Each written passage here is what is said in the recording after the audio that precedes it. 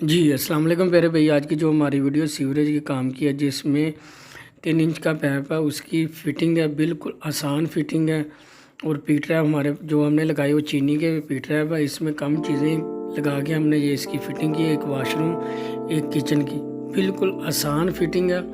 और आप ये चीज़ें देख लें, हमने कम चीज़ें लगाई हैं और कम चीज़ें लगाने के साथ हमारी ये फ़िटिंग है। उसके अलावा हमारे जो वाइट ही होती है, वाइट ही हम ज़्यादा इस्तेमाल करते हैं। उसके अलावा हमारा 45 का एल्बो होता है, उसके साथ हमारा एक कम चीज़ें होती हैं और एल्बो होते हैं। ये चीज़ें हमने लगाई। जो हमारा ऊपर की साइड पर पैप होता है, उसमें हमने फीमेल एल्बो लगाना होता है। जो फीमेल एल्बो होगा 3 इंच का या 4 इंच का, जो भी आप लगाएं, उसका जोड़ कभी भी लीक नहीं होगा। जी प्यारे भाई, ये देखें यहाँ पर हमने इसका लेवल करना पी ट्रैप भाई। ये देखें, ये हमारी होती है, ये देखें ये।